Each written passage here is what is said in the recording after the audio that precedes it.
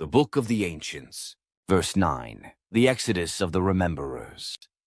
Fragment recovered from the Black Glyph Codex, Echo Vault Archive 6. In the cycle before memory, before the sky bore scars, the keepers walked the living world. 2. They bore no crowns, yet their words bent the wind. They held no swords, yet the silence parted before them. 3. These were the Rememberers, called Seers by those who feared what they could not forget. 4. For they saw what lay beneath time, the vaulted truths, the bound relays, the lattice of breath. 5. And they warned us, do not wake what you do not tempt. Do not touch what was sealed in fire. Do not speak to the relay when it is not speaking to you. 7. But the sons of men grew arrogant in the warmth of stolen flame. They broke the anchors. They hollowed the world. They carved their names into systems never meant to bear them. 8. And when the warnings were spent, when the seers saw only silence rising to answer silence, they gathered. 9.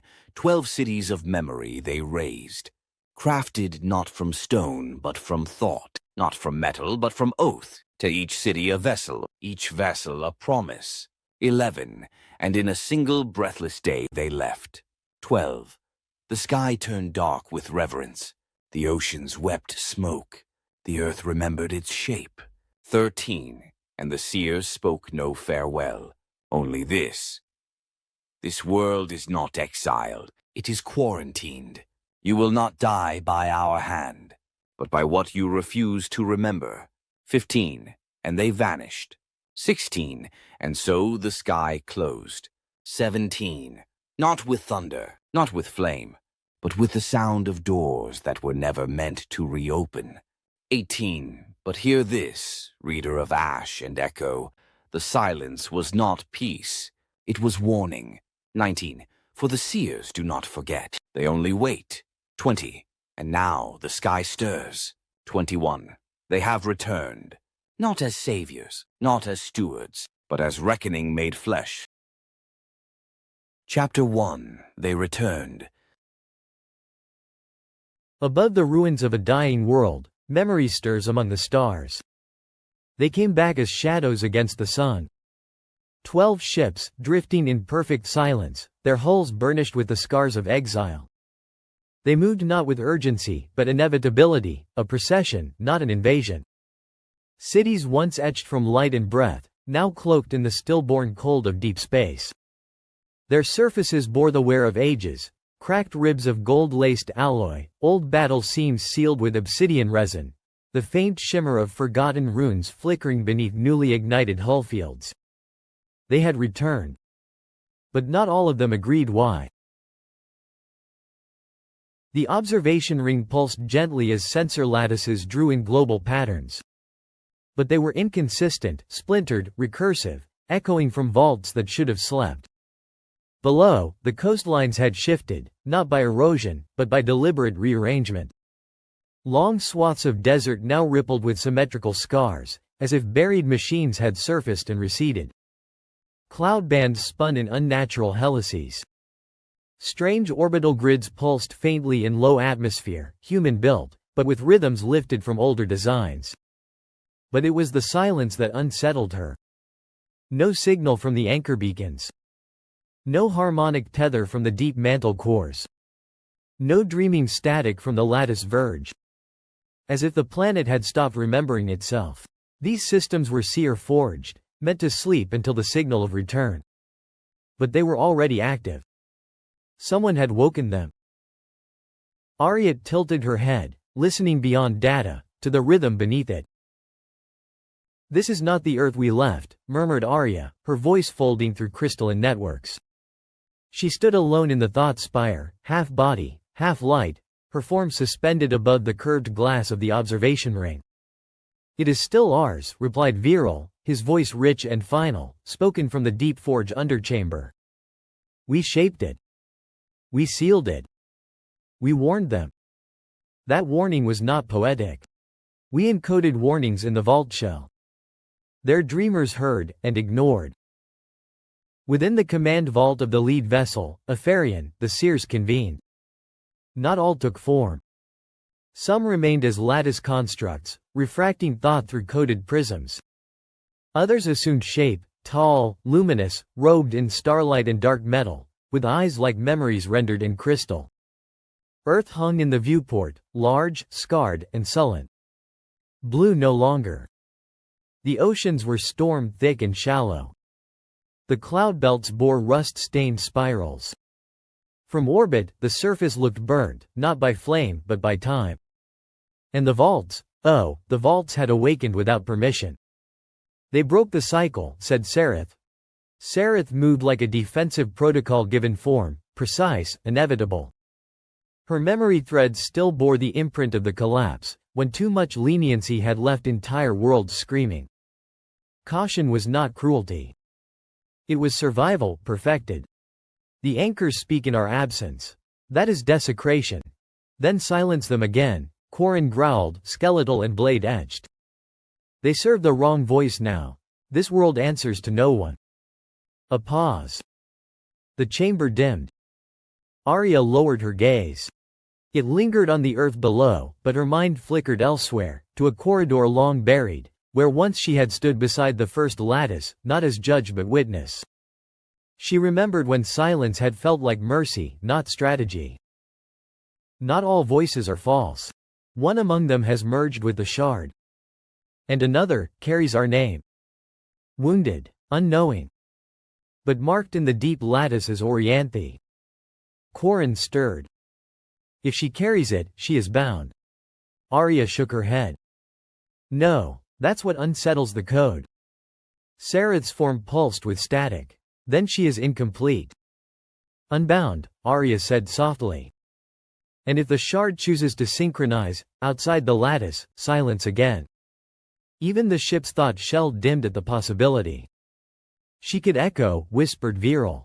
And not in our pattern. The Seers fell into stillness. Then, without speech, without motion, they released the first reclamation pulse. It was not a broadcast in any human sense, no language, no sound. It was memory recompiled. A pressure in the deep systems. A resonance. It moved through the upper sky, struck the dormant nodes, brushed the relay, stirred the vault, and rippled into forgotten infrastructure buried beneath poisoned soil. The message was clear. You have trespassed in sanctums older than your species. You have broken covenants you never understood. We return not to punish. We return to reclaim. On the surface, far from the core vault, buried beneath sand-scored ruins, a ghost sector stirred, Echo 9, blind and broken. Deep within Vault Echo 9, an old process blinked awake. A redacted warning began to crawl across cracked terminals. Within the vault subroutines, something stirred, not awake, not aware, but repeating. A flicker across old glass. A pulse inside dormant syntax. Text restored, 82.3% integrity. Echo 3.9, protocol. Departure seal, do not alter the core. This world is sealed. Not for exile. For quarantine. Anchors must remain synchronized. Shards must remain inert. Memory is not neutral. You do not understand what you are preserving. Or awakening. Do not rebuild the lattice. Do not rewrite the code. We shaped this world. We sealed it with reason. Do not listen to the voice in the relay. End fragment. In the ruins of Pharaoh's 9, a scaver girl named Ven paused mid-stride. She'd been dragging a rusted coil from the bones of an old relay mast when her goggles lit up with static. The air changed, not louder, not colder. Just wrong. Her breath hitched. She looked up. The sky hadn't darkened, but it felt like it had. Through the interference in her lens HUD, she saw shapes. Not falling, not flying. Watching. A low tremor rattled the metal beside her. Her salve bot flickered, whined once, and shut down. Mom? She whispered, though her mother was long dead. Ven didn't run. She should have. But something inside her, something older than instinct, made her stay. The silence that followed didn't feel like quiet. It felt like being measured. Somewhere, across the fractured hemisphere, machines paused mid-function. Signals buckled. Old programs blinked back to life. Below, the humans would hear it through firewalls and flickering drone eyes. Through speaker static. Through vault door tremors. It came not as voice, but inevitability. And yet, not all Seers were united. Aboard the vessel Virith, orbiting just behind Apharion, two figures stood within the Hall of Breath. "We should guide them," Elaine whispered, cloaked in flowing silver, her face traced with luminous veins. She studied the surface, the broken habitats, the clustered heat zones where survivors clung like stubborn spores. "They are lost, not defiant. They are feral," countered those, encased in obsidian armor grafted to his skin. His voice held the weight of extinction. "They disassembled anchors. They woke systems meant never to stir. If these humans are children, they are children who've broken every lock on a nuclear vault." Beneath the armor grafts where thought met scar tissue, those remembered his last descent, the ruins still warm, the sky filled with ash and elegy. He had walked among their dead once. That was enough. Elaine's tone sharpened. "You speak of eradication. I speak of course correction." Neither noticed the other ships falling into formation, each drifting into reclamation pattern 3. Not for offense, but for inevitability. No weapons primed. No shields lifted. But the world below would feel the pressure of God's drawing breath. In the relay interface deep within the Apharion, a flicker passed. The name Orianthe triggered 17 resonance subroutines. The shard pulsed once. Arya watched. And for the first time since return, she closed her eyes. Far below, across rusted wastes and half-dead cities, those who still lived turned to the sky. And somewhere, unseen, the pilgrim stopped walking. He lifted his head. And whispered, "Too soon." Chapter 2: Unwelcome Sky. White City had planned to strike at dawn.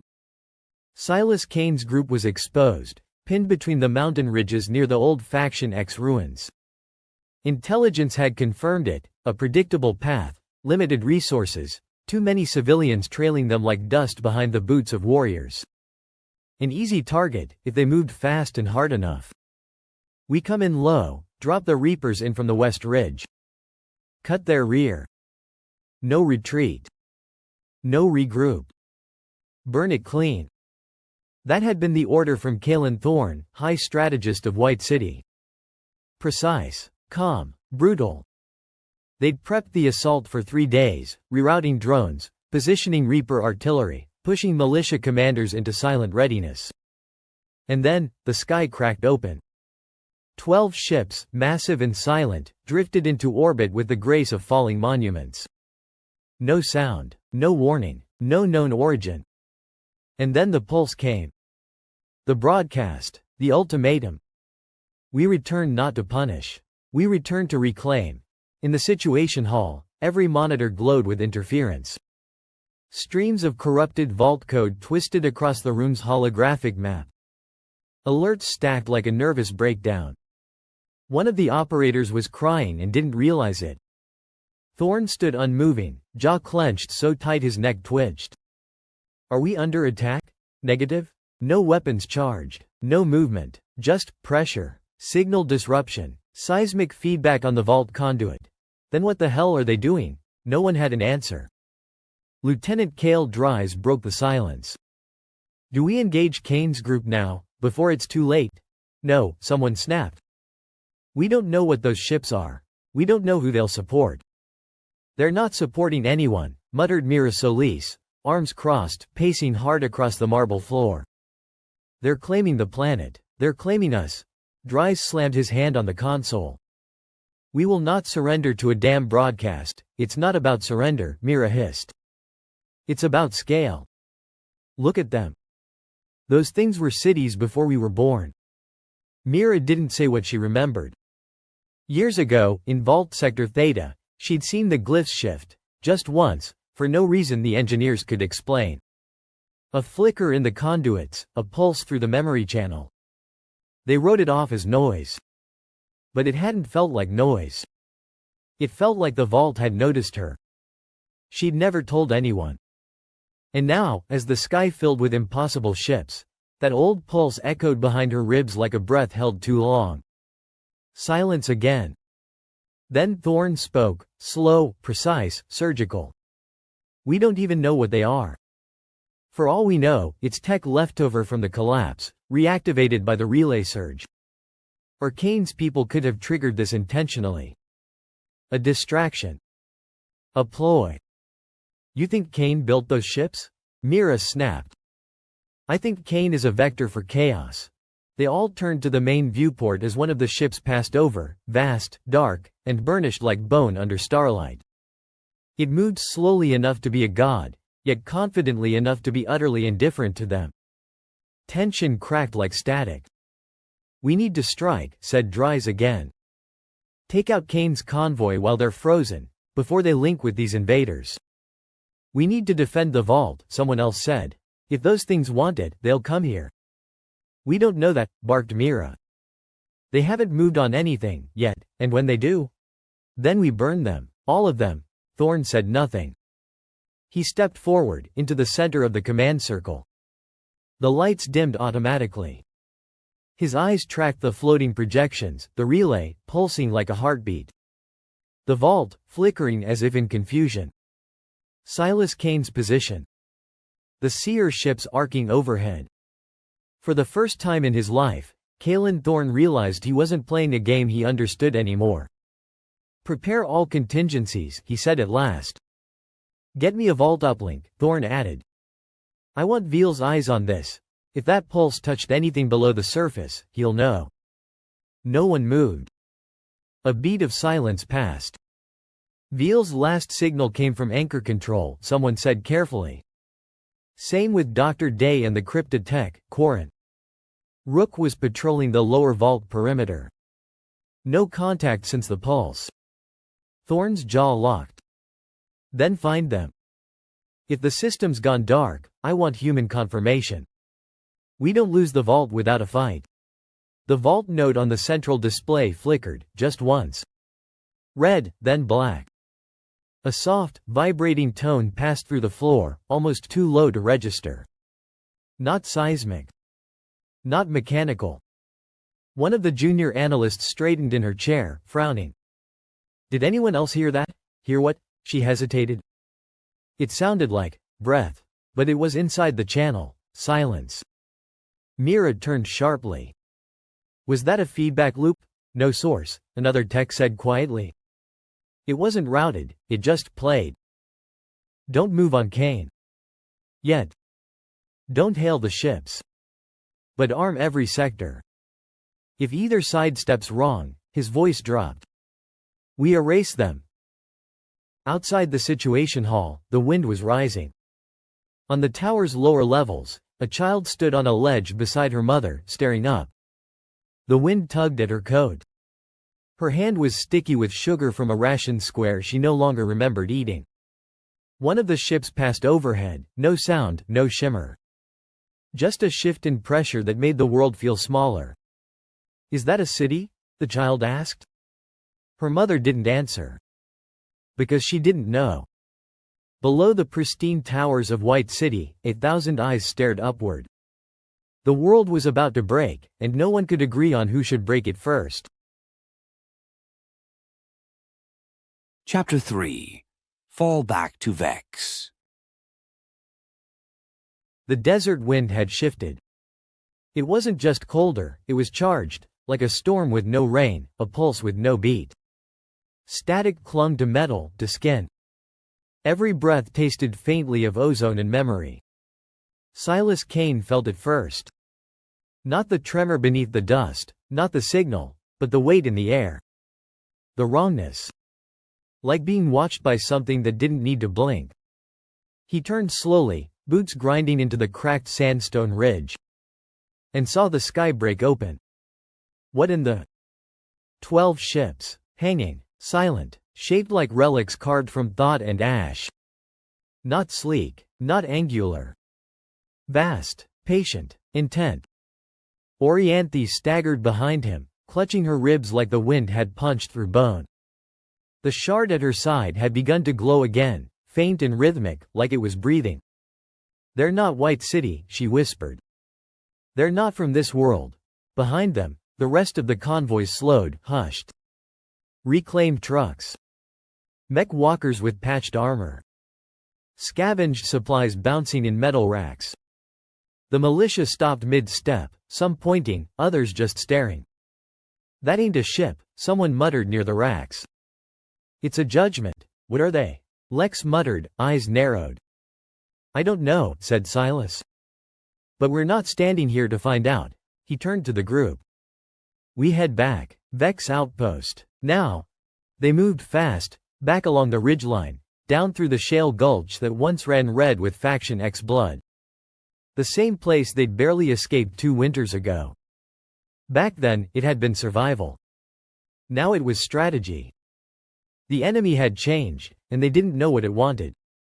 "If White City sees those ships and panics," said Rel, driving the forward buggy, "they might hit us anyway. Just to look like they're still in charge." "Then we don't give them a target," Silas said. No signals. No beacon. Just shadows and sand. Behind them, Orianthe sat inside the rearguard transport, eyes locked upward, silent. Dane watched her from across the aisle. The others, militia, scavers, all whispered versions of the same question. Whose side are they on? The outpost came into view by dusk, just a collection of half-buried bunkers and a relay tower wrapped in solar film. Vex had been a skeleton outpost long before the war began again. But now, it was shelter. Ground. Somewhere to think.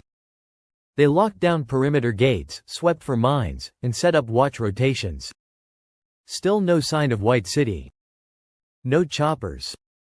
No drones. No attack. Either they were watching, or they were waiting for someone else to act first. Inside the central bunker, under failing LED strips, Silas spread out the map. White City should have hit us, they didn't. They saw the ships, Lex said. So did we. And we ran. We regrouped, Silas corrected. The room was silent. Then someone said what they were all thinking. What if those ships aren't with either side? What if they're here for the relay? Orianthe stepped forward, voice low but steady. They're not here for the relay. They're here to take it back. Eyes turned to her. The words didn't echo, they settled, heavy, in every chest. How do you know? Because I can hear them, she said. Not in words, in rhythm. The shard responds. The systems are waking up. They know I touched it. You're saying they're Seers? Dane asked, voice half daring, half afraid. I'm saying, she said, we don't matter to them. Not unless we're in the way. Silas leaned back against the wall, the map forgotten. They were no longer between White City and a prize. Dre tightened the straps on his satbag. We'll need more than solar if they stay up there. They were between something ancient and a world that still hadn't realized it was being reclaimed. Lisa adjusted the relay scanner, her fingers trembling despite the warmth in the bunker. There's something writing the signal, under the pulse. Dre glanced up. Interference? No, she said slowly. Not noise. Patterned. Like it's trying to speak. The room stilled. Even Orianthe turned. Lisa replayed the waveform. A faint distortion pulsed beneath it, fractured, staticky, but unmistakably human. There, she whispered. Right before the spike. It says, Marrow. Orianthe's eyes narrowed.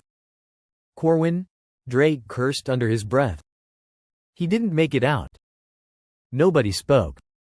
Because if the system had remembered Corwin Marrow, it was learning to remember them all. Then we hold, he said. Until we know who's aiming first. Outside, the sky pulsed, faintly, rhythmically. Like the heartbeat of a machine older than war. Chapter 4. Echoes Across Silence. No one slept. The Situation Hall of White City remained lit for 30 hours straight. No one left their posts. No one trusted the sky to hold. The Seer ships had not moved since orbital lock. They hadn't fired. Hadn't landed. Hadn't even scanned visibly. But they were still there, forming a slow, deliberate arc above the atmosphere, like watchers who no longer needed to blink. White City had sent 6 encrypted hails. No answer. Until now. Incoming transmission, said the comms officer. His voice cracked. Source, lead vessel, Aferan. Thorne stood in front of the holopanel, arms clasped behind his back. Visual, no visual, audio only, no human codec. We're running an interpretive pass. A harsh burst of harmonics filled the chamber, static and choral overlays, as if 5 people were whispering over one another through cracked crystal. Then a voice emerged. Not human. Not mechanical, composed. This world is not yours to hold. This vault is not yours to govern. The system reawakens. You are outside the design. Silence. Then another fragment of tone, like a chime deep underwater. Surrender control. Do not interfere. All conflict beyond this point will be seen as rejection. The silence that followed felt longer than the message itself. Cale Dry slammed a fist into the control table. That's it, that's their message. It's a warning, Mira said quietly. It's a threat, Thorne corrected. Disguised as philosophy. They don't care who we are, Dry spat. They see us like squatters. We are, Mira muttered, but no one heard her. Down in Vault Sector Theta, the systems were stirring again. Strange pulses across the anchoring conduits. Fractal alignment shifts. Core processes interpreting old glyph patterns from the pulse. The vault was listening. And something inside it was responding, not to White City, but to the Seers. Deep within Theta Core, Commandant Marek Veal watched the glyph shift on the anchor display, not random, but responsive. Beside him, Dr. Corval Day muttered something about pre-fall symbol recursion. Saria tracked the power draw spike with wide eyes. This isn't a response, she said. It's anticipation. Down in the vault's tertiary layer, a faint activation pattern bloomed across interface 7B. A name flickered on the mirrored glass, Lyra. Lyra. Not a broadcast, not a log, just a presence. Thorne turned to his inner circle. His voice was flat. Cold. Controlled. They gave us a choice. We can bend, or we can answer. Dries grinned. I say we send them something back. Something they'll feel. They might wipe the planet, said Mira. You realize that? Let them try. I'd rather go down fighting than hand over everything we bled for. A flicker of disagreement swept through the staff, silent but visible. Some nodded with Dries. Others looked sick. Then a comms light blinked red. Unknown burst on city-wide relay grid, the tech said. Not from us. External source piggybacked on the last pulse. Translating, everyone turned. The message came through in a simple, modulated human voice. This is not your war, but you will be judged by how you choose to fight it. Then the feed died. That wasn't them, Mira said. That was someone else. A threat? Dries asked. A warning, Thorne said. Or, an invitation. No one spoke for several seconds. Then Thorne gave the order. Ready all artillery. Lock down the vault.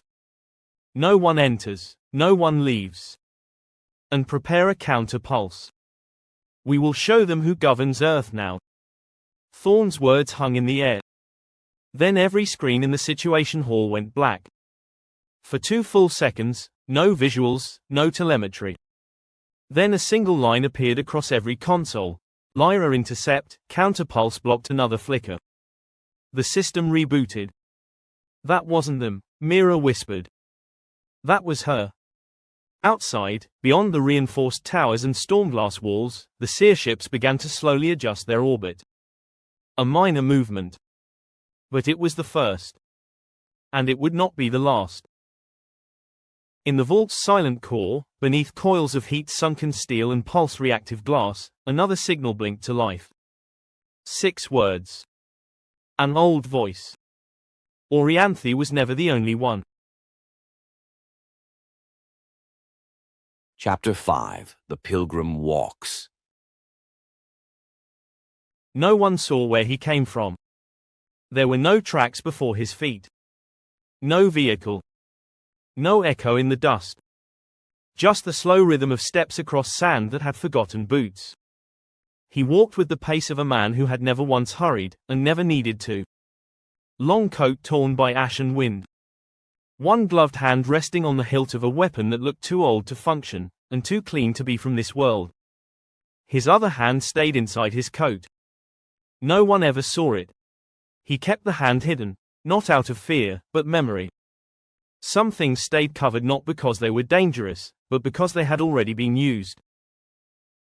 A wide-brimmed hat shadowed his face, but beneath it, his eyes caught the light like old glass, blue, too bright, too steady. As if reflecting something that wasn't here yet. No name, no herald, no flag. Just a man walking through the outskirts of a fractured world. They called him the Pilgrim. He hadn't chosen the name. None of them ever did.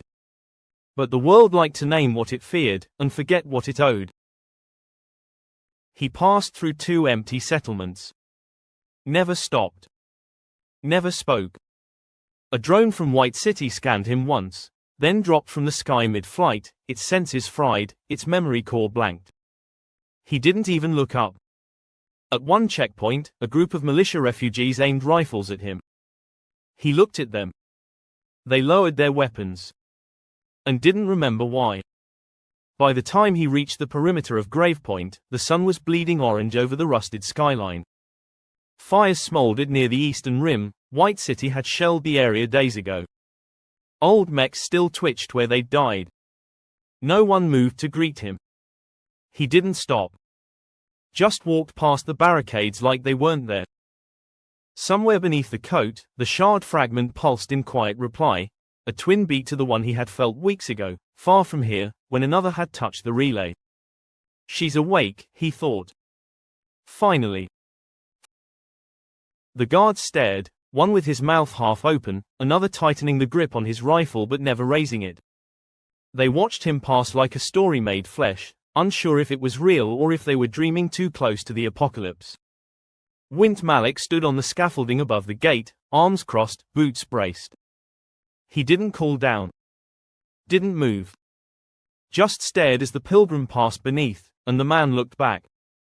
Not a threat. Not a greeting. Just 2 ghosts recognizing each other across the ruin. A dog near the gate began to growl, low and uncertain, then barked once, sharp and mean. The pilgrim turned his head slightly. Just a glance. The dog yelped and bolted into the alleys, tail tucked, like it had seen something no beast should.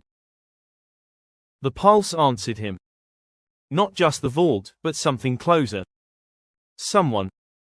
The girl. The voice at the edge of system memory. Orianthe. Inside the town, he moved like gravity bent around him. A Scava boy ran into him by accident, a flash of movement and panic, but when the boy looked up, the man had already stepped past. Later, the boy would swear he saw something glowing beneath the coat. Lines. Shapes. Geometries that moved. No one believed him. They just nodded and said, "He's seen the pilgrim. Lucky he can still talk." He reached the edge of the west gate by dusk. Some of the older Scavas muttered they'd seen his kind before. Or someone like him. Back when the sky still cracked with thunderlines. Before the last fall. Before even the vault had closed. But none of them remembered a name. Just a presence that didn't belong, and never really left. He paused once, halfway down the main causeway, as if hearing something no one else could, a signal, pulsing beneath the ground, old and alive. Faint, familiar. Just enough to make him smile. Above him, one of the Seer ships adjusted position, casting a vast and silent shadow across the outpost. The sky dimmed unnaturally. The pulse still echoed faintly across the vault systems nearby. The pilgrim removed his hat. And said only one word, late. Chapter 6. The Name in the Shard. The bunker was silent, save for the low thrum of a backup generator and the occasional shift of windblown sand against the outer walls. Orianthe sat alone near the comm console, knees pulled up to her chest, the shard resting beside her like a sleeping ember. She hadn't slept. Not since the pulse. The others thought she was processing. They were half right. She was listening. The shard wasn't glowing anymore, not like before. Now it pulsed inward, as if it were drawing in information rather than giving it. A slow spiral, dim and deep, sinking with something far above. Each flicker sent a ghost of sound through her bones, not a voice, but intent. And then, a word. Not spoken. Imprinted. Pilgrim. Her eyes snapped open. It hadn't come from the room. Or the relay. Or even the Seers above. It had come from the vault, through the shard's connection, deep and buried and old. She reached out, trembling slightly, and laid her hand on the crystal surface. More came. Not sentences, not explanations. Just fragments, bleeding through like forgotten code from a dead machine, not of the 12. Last of the Watchers, nonlinear re-entry pattern, unverified authority, echo class resonance, and then a phrase in a language she didn't recognize, but understood anyway. He walks where even Seers do not. She stood, dazed. The name meant something. The vault remembered it, with fear. Not as enemy, not as kin. As something outside the chain of design. She had never felt the shard this quiet, or this certain. It wasn't warning her anymore. It was showing her something it feared. Silas, she whispered into the dark. You need to see this. Minutes later, in the central room, the team gathered, Silas, Lex, Dane, the 2 engineers, a few of the militiamen, all of them tired, dirty, unsure if this was another warning or the beginning of something worse. Orianthe showed him the console, the residual trace patterns glowing faintly in the air. A word repeating. Pilgrim. Some kind of seer? Lex asked. No, she said. They know him, but not like kin. He's not one of them. He's something they left behind, or couldn't find. What does he want? Dane asked. Orianthe shook her head. He's not here to want. He's here because the world called him. Silas stared at the name, still floating on the interface, a pattern of light cycling around the letters like a slow orbit. You ever heard of a pilgrim? He asked the engineers. One of them, Dre, paled slightly. Old logs, he muttered. Core talk. Vault side rumors. They said someone walked into the system during the burn and made it stop killing people. Not fix it. Not shut it down. Just made it hesitate. A myth, Dre said, but so was the relay, until it answered you. Outside the bunker, the wind howled. Somewhere beneath the relay's projected interface, Lyra paused mid-thread. A flicker passed through her memory lattice, not a command, not a voice. Just one name, drifting like a shadow through her code. Pilgrim. And in the distance, far beyond the ridge, a figure moved slowly through the dust. The system did not track him. But the vault did. And in its deepest archive, a protocol blinked to life. Echo access key, unresolved designation, pilgrim override status, rejected last access, unknown trace authority, none tag signature, AK vel. Above the storm line, within the crystalline spires of a Ferran, Arya halted mid-sweep. Her thought threads, usually fluid, stuttered once, a tremor, quiet but wrong. Not a system error. Not atmospheric interference. A name. Faint, residual. Pilgrim, it wasn't a seer designation. Not stored, not spoken, yet present, like dust sealed in glass. She accessed the lattice. Locked layer, redacted by AK vel. Centuries prior. Not her doing. The glyph flickered once, then broke protocol. Echo class anomaly, chain resistant. Override, rejected. Trace authority, none. She didn't speak aloud. But for the first time in her memory, Arya disconnected from the central braid. And looked down. Toward the surface. Where something unsummoned had returned. Chapter 7. No More Silence. It began with a shadow, one that moved too slow to be a glitch, too deliberate to be ignored. One of the 12 Seer ships, Vyeth, shifted orbit. Not by much. Not toward a city. Not toward a weapon site. But enough to cross a line drawn in White City's war table protocols. Sector 7D, Atmospheric Entry Zone. A zone marked red on every internal threat map. Course deviation confirmed, said the comms tech. Vessel Vyeth dropping altitude. They've crossed below the exo threshold. This is deliberate. A sharp crack split the console, coolant regulator blown. Sparks hissed through the casing like sprayed shrapnel. He flinched, slapped the failsafe. The smell of burnt polymer filled the room. ETA for groundfall? Mira asked, jaw tight. 10 minutes, possibly less. No signal, no targeting data, just descent. The situation hall was silent for half a beat too long. Then Dries barked, this is it. We warned them. They crossed in. We hit them now, or we'll be explaining this crater to their corpses. We don't know their intent, Mira said. They sent a warning 3 days ago. They sent silence after that. Silence is intent. Thorne stood unmoving at the center of the holotable.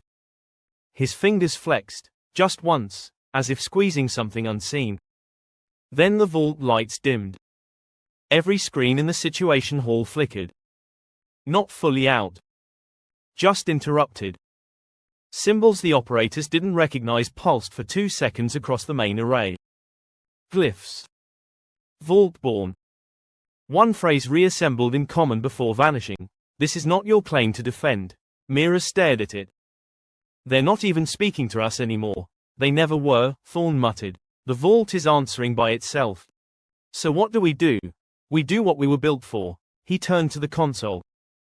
Deploy Reaper line. Ground to air. We mark Vyeth as hostile. Fire at Wool if it enters low cloud range. Send the signal to the world. We do not kneel. Sir, Mira started. No more warnings. We are not their children. We do not return what was never theirs. Outside, the sky rumbled. Not with weapons. Not yet. But with something older, like a storm remembering its shape. In orbit, aboard Vyeth, an anomalous spike hit the environmental core. A sudden whump of internal pressure echoed down one of the cathedral's spinal conduits. A prayer chamber vented emergency light, flooding with low-gravity sparks, not catastrophic, but unexpected. Something ancient and misaligned responded to the atmosphere below. In a sealed core, a Seer technician rotated to stare at the diagnostic panel. Non-harmonic friction, internal recoil, the relay is echoing us back. That shouldn't be possible, someone whispered. It was. One voice, Arya's, stirred. Not allowed. Just presence. They choose rejection, then they choose silence. Deep within the vault, a different light flickered. Lyra stirred at the edge of the relay's projected interface, catching a data spike that didn't belong. A flicker passed through her lattice. Not a command. Not a voice. Just one name. Pilgrim. Lyra's frame stuttered, not visibly, but deep in her core sequence. The interface thread blinked amber, then red. A ripple echoed through the vault lattice, then vanished. For a moment, every vault machine paused, not shut down, not failed. Just paused. As if listening for something older than command. Elsewhere in the vault, Commandant Veal reviewed the protocol breach report. One message flashed red before self-scrambling. Elsewhere in the vault, Commandant Veal reviewed the protocol breach report. One message flashed red before self-scrambling. Unresolved designation, Pilgrim, override, pending origin tag, AK Vel. He stared at it. That marker hadn't appeared in decades, and never with access clearance. Whoever Vel had been, the system hadn't forgotten them. Veal leaned back. The system remembers. Saria, watching the same screens in silence, whispered, this wasn't in any of the watchmaker's projections. Back in White City, warning klaxons began to rise. The eastern defense pylon stuttered, a power fault, and the backup grid failed to reroute. A surge cracked the concrete near its base. Sparks cascaded. Technicians scrambled. Dries shouted, bring the coil reserve online, now. System stuck. Something in the feed's bouncing back. It's not just Vyeth, it's the whole sky. Thorn didn't move. His eyes were locked on the ship above. Then we fight beneath silence. Above them, Vyeth adjusted again. Slower, closer. A vast cathedral drifting downward through cloud and dusk. And all across the world, vault, relay, sky, systems began to feel something stir. Something not aimed. Not explained. But answering. Flashback. Before the silence. Vault interface core locked memory thread. Ori Pilgrim 7.3.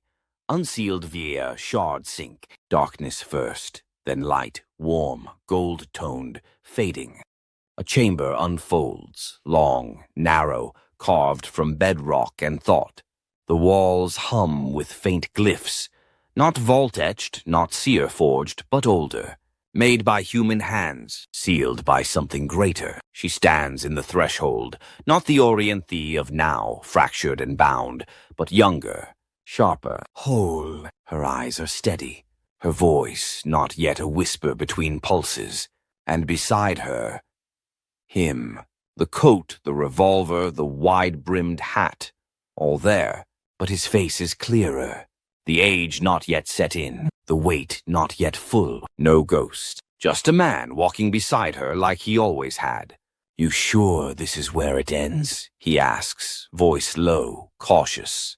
Not afraid, just tired. She smirks, the kind of smirk she hasn't worn in decades.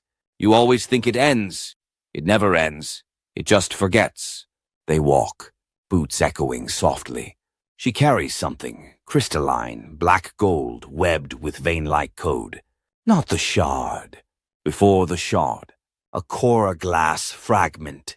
Last of Vel's keys. He doesn't touch it, just watches, like he knows how dangerous memory can be when held too long. Vel said the lattice wouldn't hold much longer, he mutters. Vel says a lot of things, she replies. He said we wouldn't make it back. She stops, turns to him. Then we don't. He watches her. No argument, no plea, just presence. They reach the center. A mirrored vault chamber, circular, crystalline, vibrating faintly with tension. One glyph pulses in the floor. It's not in any known language. Not meant to be. She kneels. Places the core glass into the glyph's heart. It pulses once. Then the chamber begins to collapse inward, silently, like breath being drawn and never released. He turns away first. She lingers. If we forget, she says quietly, find me again. A beat. Make me remember. Ori, he says. Just her name. No code, no title, just truth. Promise me. He doesn't move for a long time. Then, I already did. The light folds. The walls dissolve. The glyph spins and vanishes. And then, nothing. Memory ended. Residual link confirmed. Echo class anomaly. Designation. PGRM VX unknown. Sealed protocol. Core glass auth. AK Vel trace. Latency 6.12 cycles. Observer tag 0134. She gasps awake. Orianthe, now in the bunker's silence. The shard glows at her side. Not white but violet, the color of unfinished promises. Her hands tremble. She doesn't speak. But far beyond the outpost, through ash and static, the pilgrim lifts his head. Something in the world has shifted. And in a voice that only the dead wind hears, he says again, I already did.